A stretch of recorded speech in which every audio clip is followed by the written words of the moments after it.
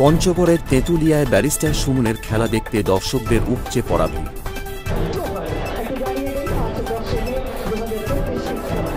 দেশের সর্ব উত্তরের সীমান্ত ঘেঁষা জেলা পঞ্চগড়ের তেঁতুলিয়ায় অনুষ্ঠিত হয়েছে ব্যারিস্টার সুমন ফুটবল একাডেমি বনাম কাশফিয়া একাদশ বাংলাবান্ধার প্রীতি ফুটবল ম্যাচ।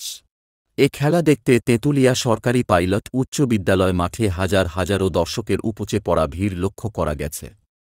খেলার প্রথমার্ধে কোনো গোল না হলেও হাফ টাইমের পর মাঠে নেমে বাজিমাত করেছেন হবিগঞ্জ ৪ আসনের সাংসদ ও সুপ্রিম কোর্টের আইনজীবী ব্যারিস্টার সৈয়দ সাইদুল হক সুমন।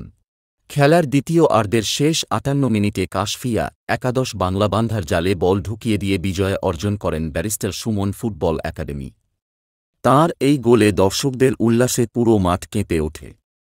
এদিকে খেলা শুরু হবার আগে পুরো মাঠ ঘুরে বেড়ান ব্যারিস্টার সৈয়দ সাইদুল হক সুমন। দূর দূরান্ত থেকে খেলা দেখতে আসা দর্শকদের হাত নাড়িয়ে অভিবাদন জানান তিনি।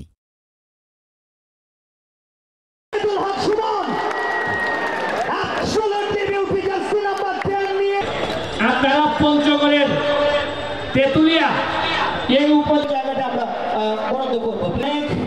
কৃতি সন্তান যারা পঞ্চগড়ের ফুটবল যারা কেমন ছোট সুযোগ পানিতে আসছে সারা বাংলাদেশের আইকনিক একজন পঞ্চগড়ের প্রতিপক্ষে barrister Suman football academy Habiganj দলটি 0 ছোট্ট করে বল ইয়াঞ্চের নাম্বার প্রত্যয়নে এক্সেলেন্ট জোগান ডান প্রান্ত থেকে চমৎকার বলতে বলতে ভালো একটা মৌকা কাশফিয়া একাদশ বাংলাবান্ধা দলটির সীমানায় ভালো একটা অপরচুনিটি গেছে নাম্বার 16 বন্ধু ব্যাটে সুমন ফুটবল একাডেমি হবিগঞ্জের প্রাণ ভমরা মধু থেকে সতীর্থ খেলোয়াড় মারফত চমৎকার জোগান ইয়াঞ্চের নাম্বার প্রত্যয়নে কাশফিয়া একাদশ বাংলাবান্ধা দলটি ভালো একটা মৌকা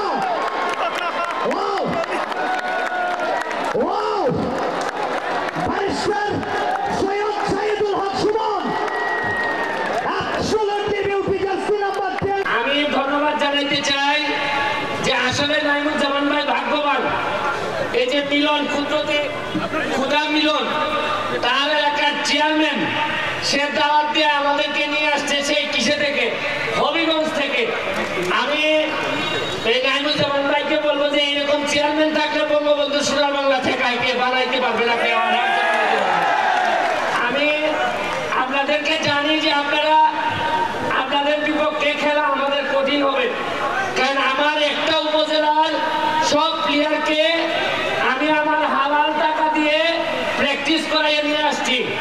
আমি জানি যে একটা বাইরের ডিস্ট্রিক্টে গিয়ে খেলা খুবই টাফ। আমার একটা বিশ্বাস আছে যে পঞ্চগড়ের মানুষ সবসময় অতিথিদের পক্ষে থাকে, এই যে আপনারা আমাদের পক্ষে থাকবেন বলে আমার একটা বিশ্বাস আছে।